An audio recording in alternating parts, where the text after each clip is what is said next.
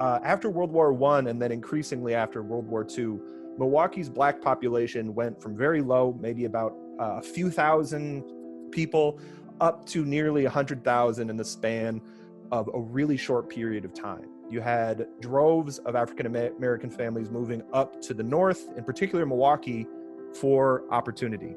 So you had big companies, A.O. Smith, Harnischfeger, you had Briggs and Stratton, the Milwaukee Railroad Shops, all these different companies. There was so much opportunity in Milwaukee. You'd hear families get down to Chicago and they'd say, keep going up to Milwaukee. You can get a job tomorrow and afford to buy a house next year. And that actually is where the law comes in. What we're seeing right now is Walnut Street. Walnut Street was the center of black business in the entire state of Wisconsin at a time when Milwaukee had the highest black business per capita in the entire country.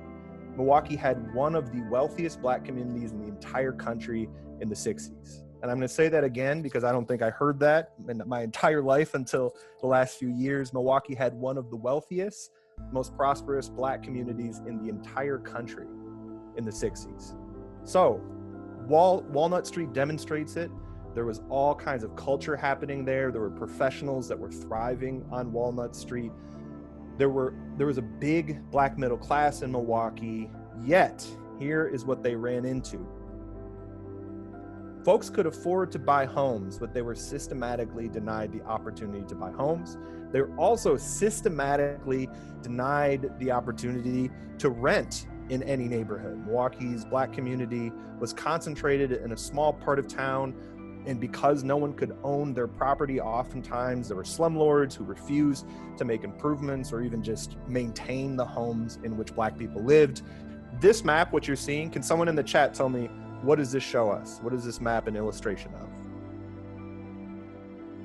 I know someone knows it just from looking at it.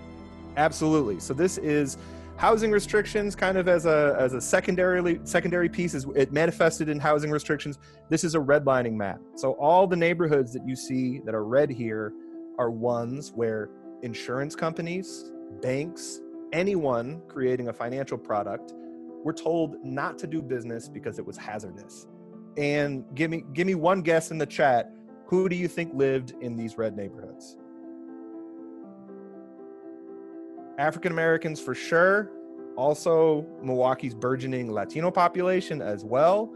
And it says some things like poor lower type Jews in some of the comments for these maps. So these are, I want to point this out, this document, it wasn't someone who was trolling on Facebook saying, here's who deserves money and here's who doesn't. These were federal documents.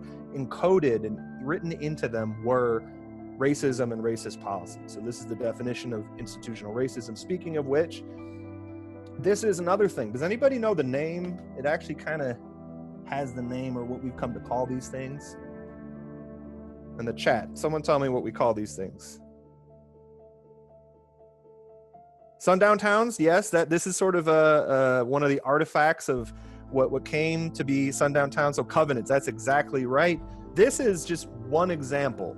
This is one of the first examples. This is the first example in Wauwatosa of a racially restrictive covenant. You can read it for yourself. You can see there, it was coding into the land that it was whites only. What you're seeing here is just one example of many in the suburb of Wauwatosa. Also, most of the suburbs around Milwaukee had similar racially restrictive covenants. So, as the vehicle of American opportunity was being built, suburbs, or the idea of it, the suburbs were being built systematically in Milwaukee and around the country.